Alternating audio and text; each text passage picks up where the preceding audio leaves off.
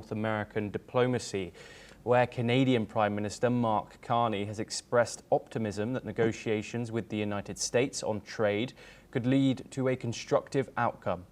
Meanwhile, Canada's Trade Minister Dominic LeBlanc referred to discussions with key U.S. trade representatives, including Commerce Secretary Howard Lutnick and Trade Representative Jameson Greer, as encouraging. The Trade Minister also noted that reducing some tariffs remains a viable option in the ongoing negotiations.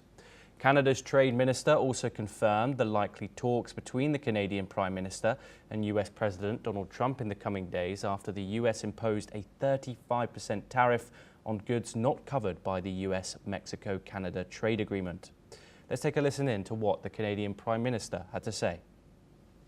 Canada's strong. We can give ourselves far more than anyone can take away. We're building this great country. I just met with the Premier, building BC, building Canada, building in a Canadian way, building sustainably, building together, building positively, and that's what we're going to do. And yes, we will we'll come to something with the Americans, something constructive with the Americans.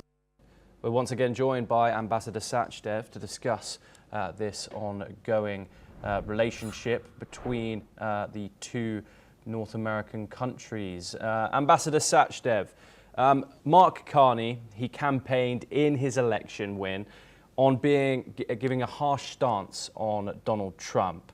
However, actions since then have led to a 35% tariff on Canadian goods coming into the United States. How significant here is Mark Carney's tone of optimism given this 35% tariff? Is this a strategic posture or sign of real progress behind the scenes? Thank you. It's a complex issue once again, but let me put it in perspective. US and Canada are both each other's largest trading partners. 76% of Canadian exports go to United States. And United States depends on 16.8% of its imports from Canada. Having said that, I should also add that 90% of bilateral trade today between Canada and US is covered by Canada-Mexico trade agreement and is excluded from the tariffs. So only 10% of the bilateral trade is subject to new tariffs of 35% you mentioned.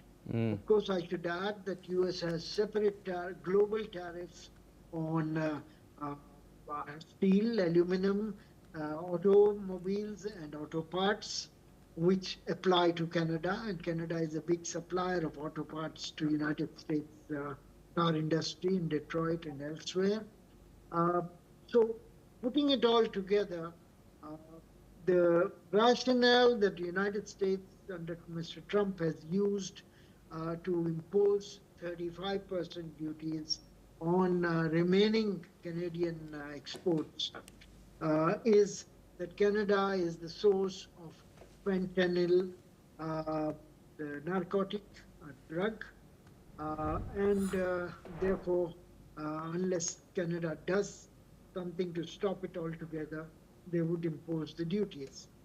Canada, on its side, claims that only 1% of fentanyl that enters the United States comes from Canada, and it has taken steps to curb that, appointing a drug czar and giving more powers and money to anti-narcotic agency, etc. Now, against this backdrop,